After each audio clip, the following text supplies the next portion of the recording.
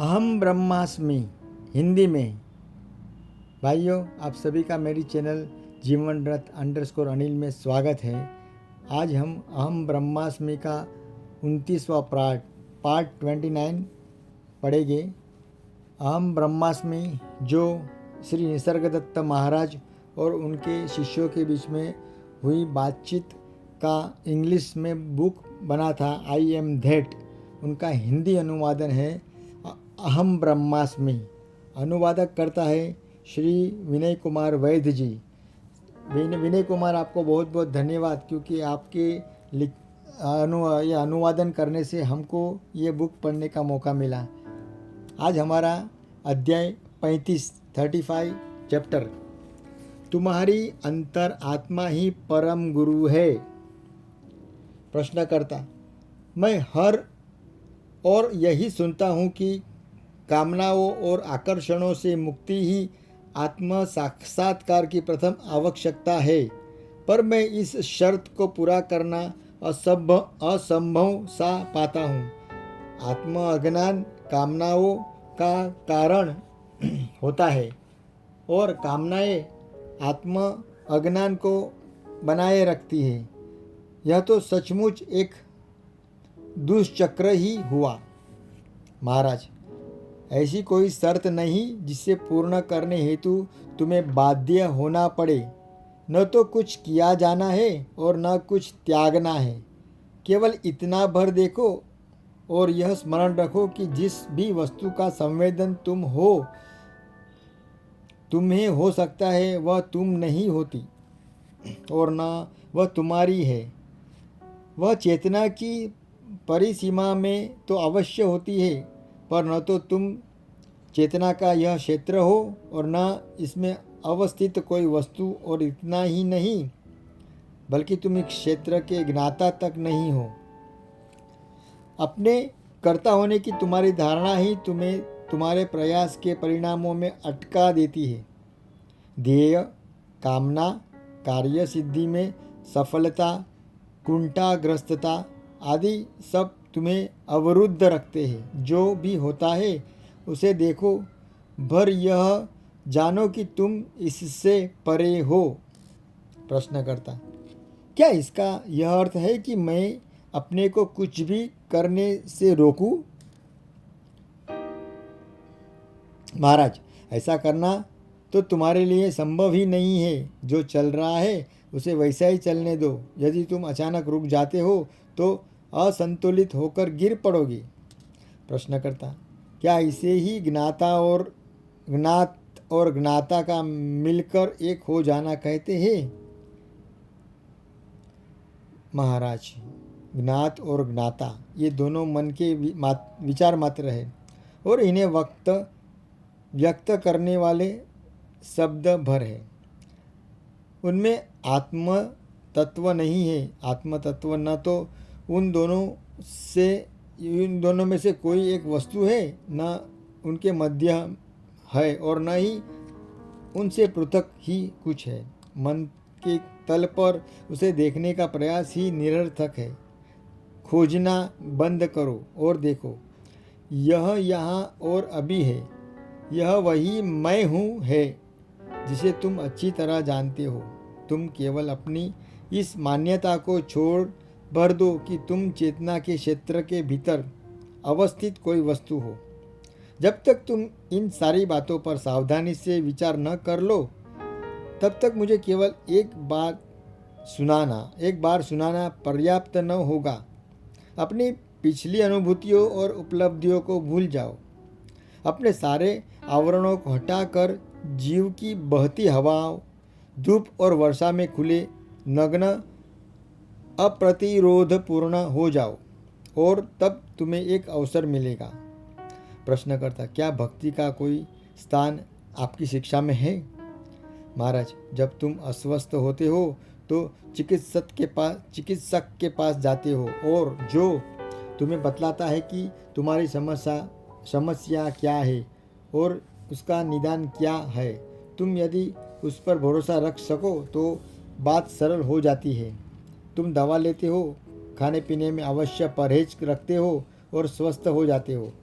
पर यदि तुम उस पर भरोसा नहीं करते तो भी तुम उसे एक अवसर तो दे ही सकते हो। क्या स्वयं ही चिकित्सा शास्त्र का अध्ययन कर सकते हो? कुल मिलाकर इन सभी उदाहरणों में तुम्हारे स्वस्थ होने का अभिलाषा ही तुम्हारे लिए प्रेरणा बनती है, न कि चिकित्सक। और विश्वास यदि न रखो तो शांति संभव नहीं होती। किसी न किसी पर तुम विश्वास अवश्य ही करते हो, फिर वह तुम्हारी माता हो या तुम्हारी पत्नी हो। सारे मनुष्य में आत्मज्ञानी या मुक्ति ही सर्वाधिक विश्वसनीय होता है, परंतु केवल विश्वास रखना भर पर्याप्त नहीं होता। तुम में इस विषय में इच्छा भी होनी चाहिए। मुमुक्षा ही न हो तो यह आत्मविश्वास किस काम का कि तुम मुक्ति प्राप्त कर सकते हो। मुमुक्षा और आत्मविश्वास दोनों ही बातें साथ साथ रहे, यह आवश्यक है। जितनी अधिक तीव्र मुमुक्षा होगी, सहायता भी उतनी ही सरलता से मिलेगी। यदि शिष्य सीखने के लिए आतुर न हो तो बड़े से बड़ा गुरु भी असमर्थ ही रह जाता है। आतुरता और लगन सर्वाधिक महत्वपूर्ण है। अनुभव के साथ साथ आत्मविश्वास भी आएगा। अपने लक्ष्य के प्रति समर्पित रहो और परिणामतः तुम्हें उसके प्रति भक्ति उत्पन्न होगी, जो तुम्हें मार्गदर्शन दे सकता है। यदि तुम्हारी मुमुक्षा और आत्मविश्वास में बल है तो वे कार्य करेंगे और तुम्हें तुम्हारे लक्ष्य तक ले जाएंगे, क्योंकि तब तुम हिचकिचाहट से मुक्त रहोगे और समझौते को अनावश्यक महत्व देकर विलंब न होने दोगे। तुम्हारी अंतरात्मा ही परम गुरु है। सचमुच वही सर्वोच्च शिक्षक है। केवल वही तुम्हें तुम्हारे लक्ष्य तक ले जा सकता है और एकमात्र वही मार्ग है अंत में तुम्हें मिलता है। उस पर विश्वास रखो और तुम्हें बाह्य गुरु की आवश्यकता नहीं, पर पुनः यहाँ भी तुम्हें उस प्राप्त करने की प्रबल आकांक्षा अवश्य हो, और वह सब तुम न करो जिससे बाधाएं व विलंब होता हो। और पश्चाताप में अपना समय और शक्ति मत खोना। अपनी भूलों से शिक्षा ग्रहण करो और उन्हें दोहराओ मत। प्रश्न करता, यदि आपको आपत्ति न हो तो क्या मैं एक व्यक्तिगत प्रश्न पूछूं? महाराज, हाँ अवश्य पूछो। प्रश्न करता, मैं देखता हूँ कि आप मृग चर्म के आसन पर विराजमान हैं। इसका अहिंसा से कैसा सामंजस्य करे?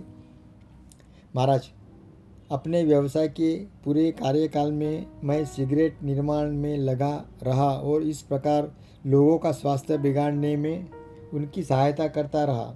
और मेरे दरवाजे के ठीक सामने नगर निगम ने सार्वजनिक शौचालय बना रखा है, जिससे मेरा स्वास्थ्य खराब हो रहा है। इस हिंसा से परिपूर्ण संसार में किसी के लिए हर प्रकार की हिंसा से दूर रह पाना कैसे संभव है?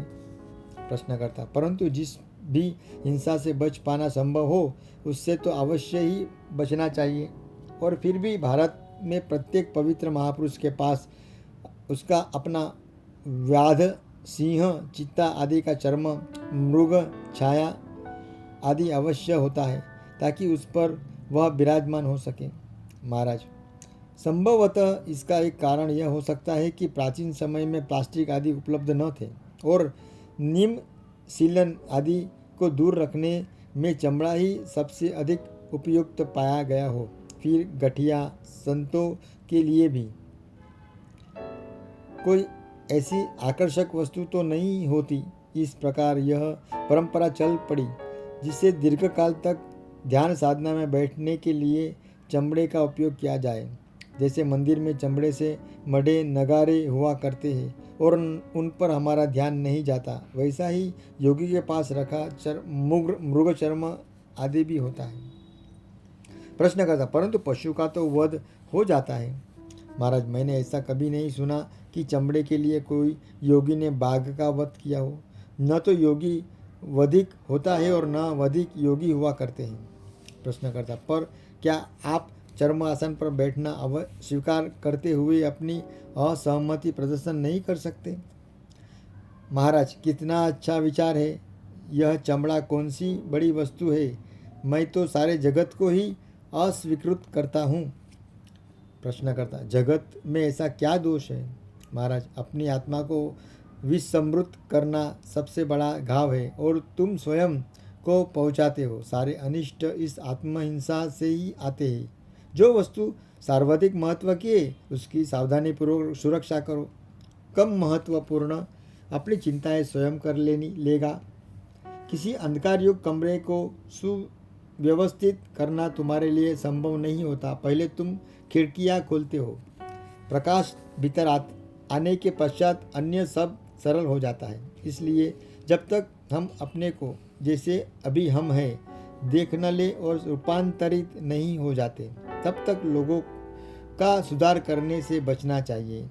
एक के बाद एक प्रश्नों को पूछने के चक्र में निरंतर घूमते रहने से कुछ भी लाभ न होगा।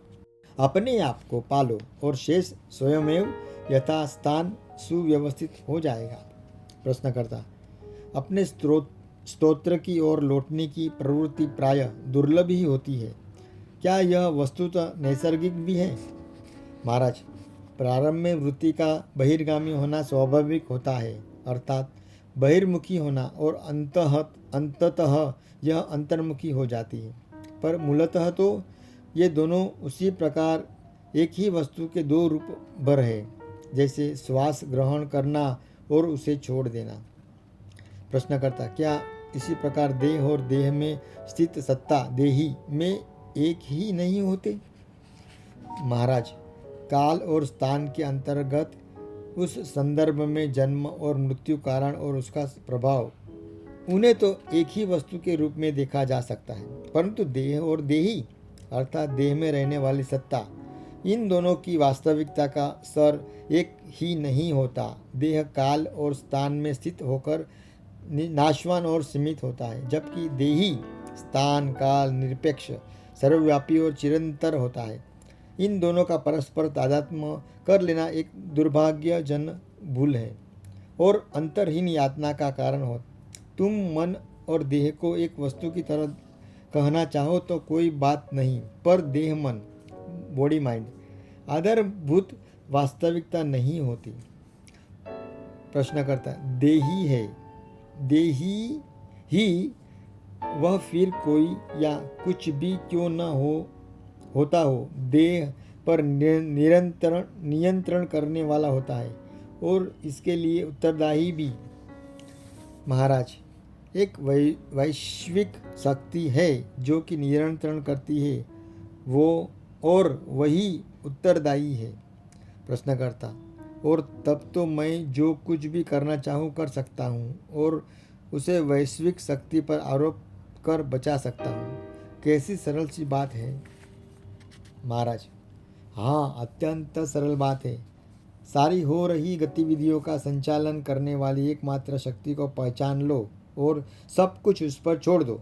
यदि तुम में हिचकिचाहट न हो तो, और तुम अपने आप को धोखा न दो तो वास्तविक को पाने का यह सुगमतम मार्ग है। इच्छा और भय रहित होकर नियंत्रण और उत्तरदायित्व का समत्व भाव त्याग दो। प्रश्नकर्ता, कैसी पागलपन भरी बात है। महाराज, हाँ, दिव्य पागलपन।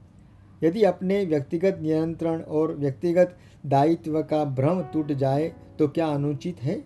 यह दोनों भाव केवल मन में ही तो स्थित होते हैं। हाँ, यह आवश्यक है कि जब तक तुम में अपने व्यक्तिगत नियंत्रण होने की कल्पना रहती है, तब तक उत्तरदायित्व भी स्वीकार करना चाहिए। दोनों अन्योन्याश्रित है।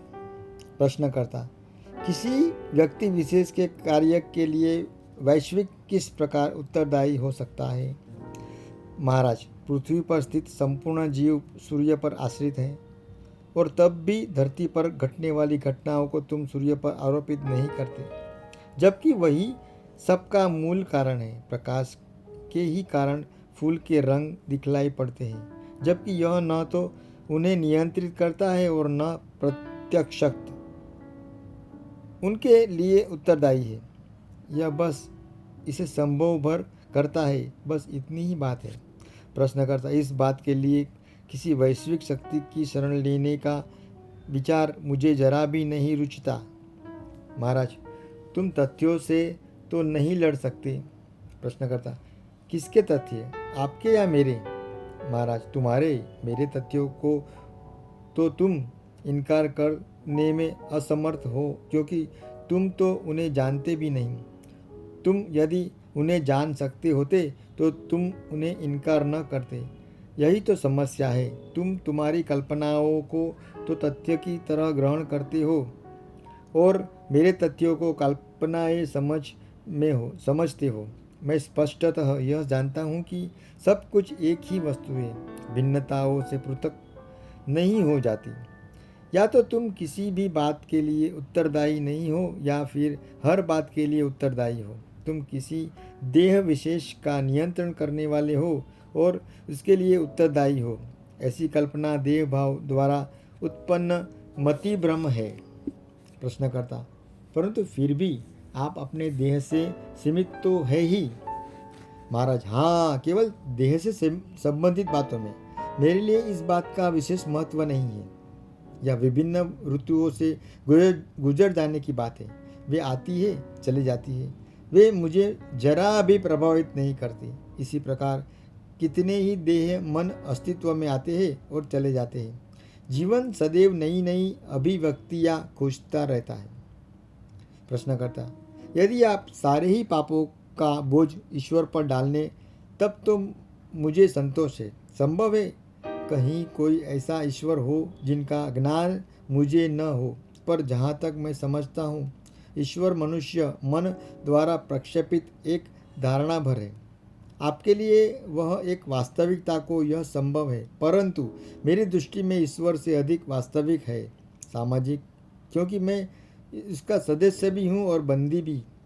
आपके आदर्श है प्रज्ञा और करुणा, समाज के आदर्श है न्यायपूर्ण स्वार्थ में। मैं आपके संसार में बिल्कुल ही भिन्न संसार में रहता हूँ। आपके संसार से बिल्कुल ही भिन्न संसार में रहता हूँ। महाराज, पर इसके लिए कोई तुम्हें बाध्य नहीं करता। प्रश्नकर्ता, आप भले ही न बाध्य हो, पर मुझे तो बाध्यता है। मेरा संसार एक दुष्ट संसार है, आंसुओं, श्रम और पीड़ा से परिपूर्ण।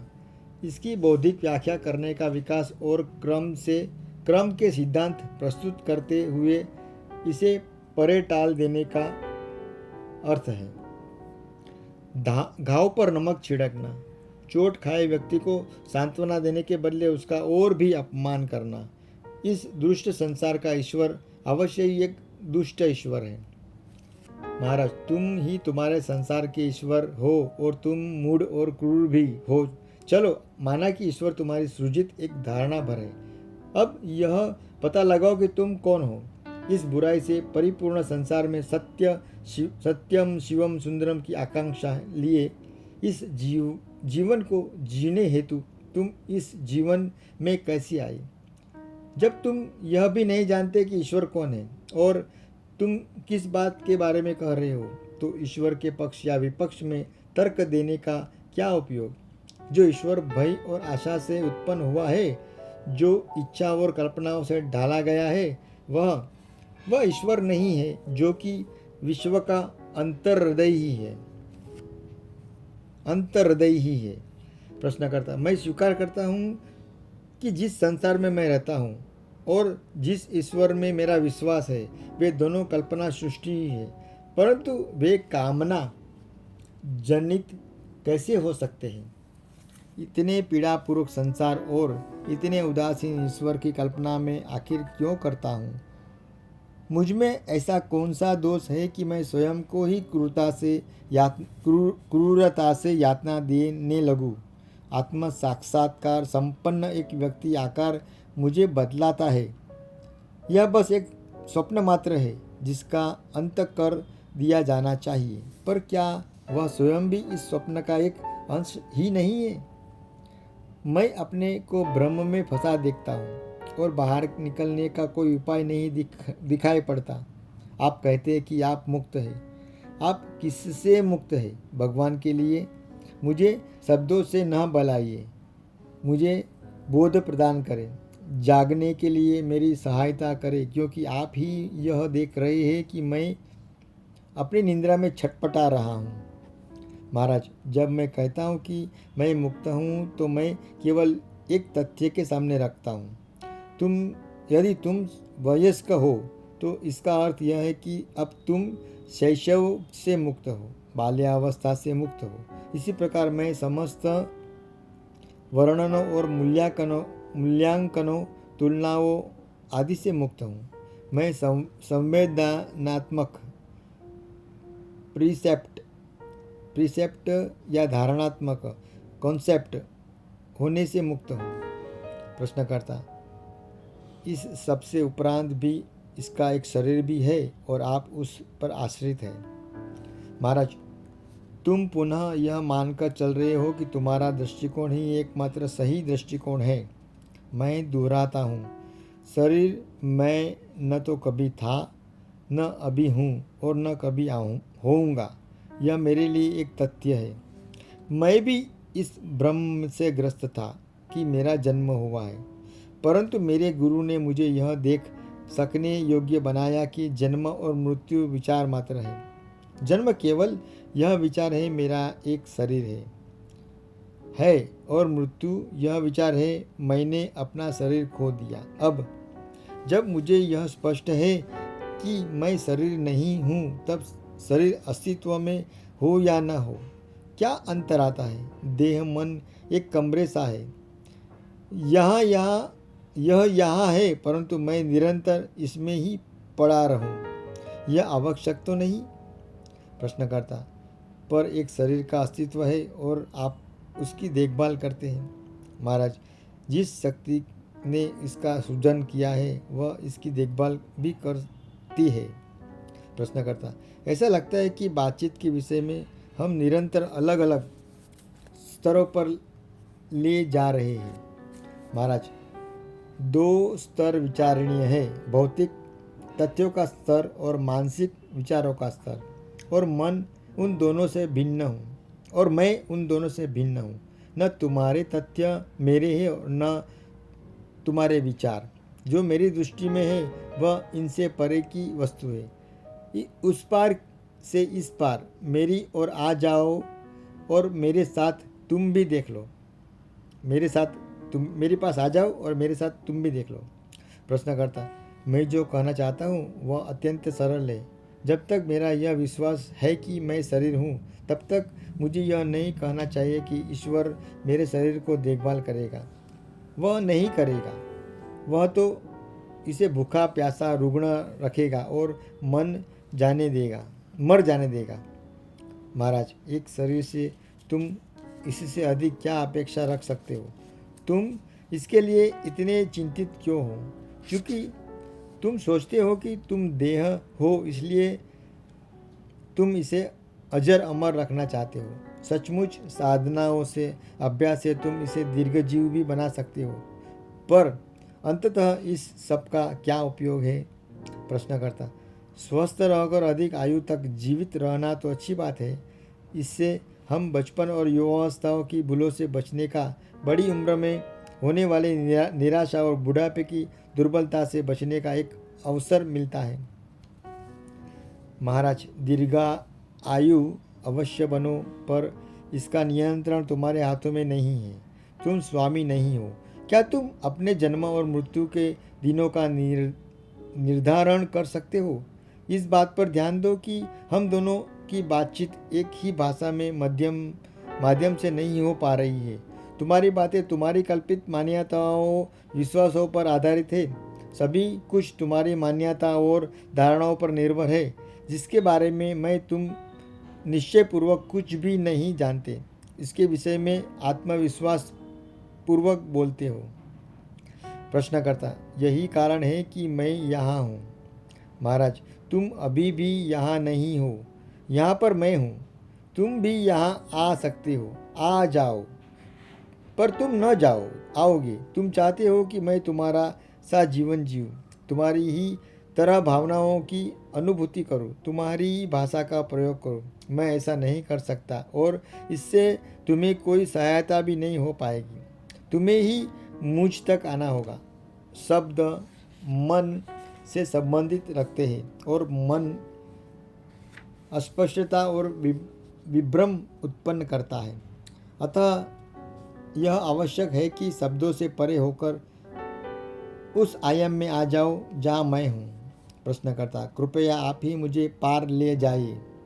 महाराज, मैं यही कह रहा हूँ, पर तुम प्रतिरोध करते हो। तुम धारणाओं को सत्यता देते हो, जबकि धारणाएं वास्तविकता का विरूप होती है। धारणाएं बनाना त्यागो और मौन और सजग बने रहो। इस दिशा में तत्पर रहो और तुम्हारा कल्याण होगा। भाइयों, यहाँ पर हमारा 35वां अध्याय संपूर्ण होता है। श्री कृष्णार्पणमस्तु। कृष्ण भगवान को अर्पित। हरिओम। ओम शांति। हम अगले अध्याय के साथ में वापस कल मिलेंगे। तब तक के लिए शुभ रात्रि। नमस्ते। जय हिंद। जय भारत। मेरा ये पुस्तक पढ़ने का जो प्रयास है उसमें कुछ छोटी छोटी त्रुटि भी हो रही है, पर आपका साथ और आपके सहयोग से इसे मैं पूरा कर सकता हूँ। आप मेरी चैनल जीवन रथ _अनिल यूट्यूब पर इसे लाइक, शेयर और सब्सक्राइब कीजिए और मुझे प्रोत्साहित कीजिए। तब तक के लिए आप सभी का बहुत बहुत धन्यवाद। हरे कृष्णा। जय श्री कृष्णा। शुभ रात्रि।